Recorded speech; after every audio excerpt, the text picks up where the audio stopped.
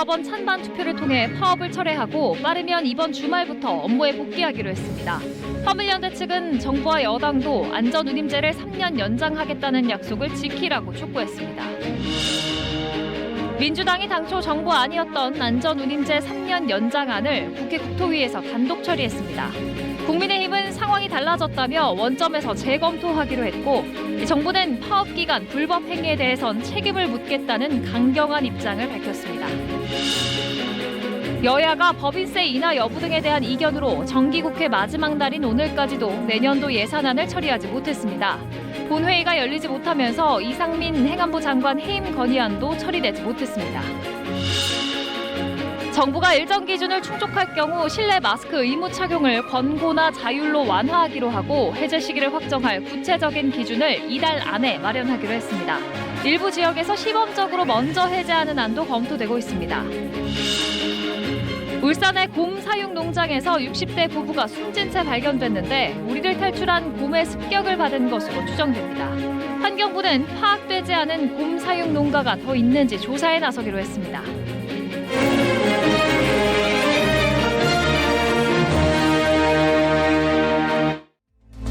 12월 9일 금요일 뉴스나이트 주요 뉴스입니다. 화물연대가 15일 만에 파업을 끝냈습니다. 빈손 복귀 비판이 나오는 가운데 정부와 여당이 강경 대응 방침을 고수하고 있고 관련 업계에서는 손해배상 소송까지 준비하는 등 거센 후폭풍이 예상되고 있습니다.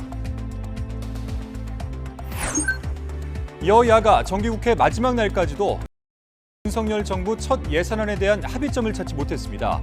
지난 2014년 국회 선진화법 도입 이후 정기국회에서 예산안을 처리하지 못한 건 이번이 처음입니다. 대장동 일당과 유착해 뇌물 등의 혐의를 받는 이재명 민주당 대표의 최측근 정진상 정무조정실장이 재판에 넘겨졌습니다. 서해 공무원 피살 사건과 관련해서는 당시 청와대 안보계통 책임자였던 서훈 안보실장이 구속 기소됐습니다. 이태원 참사 발생 전후의 모습이 담긴 119 구급차 블랙박스와 구급대원 보디캠 영상을 YTN이 확보했습니다.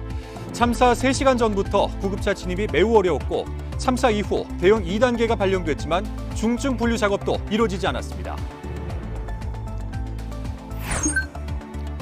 10월 경상수지가 8억 8천만 달러 흑자를 기록하며 힘겹게 흑자 기조를 이어갔습니다.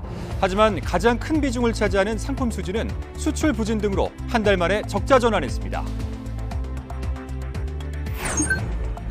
실내 마스크 해제 논의에 본격 착수한 정부가 이르면 다음 달부터 이 착용 의무를 권고나 자율로 바꾸기로 했습니다. 정확한 기준과 장소 등은 이달 안에 확정됩니다.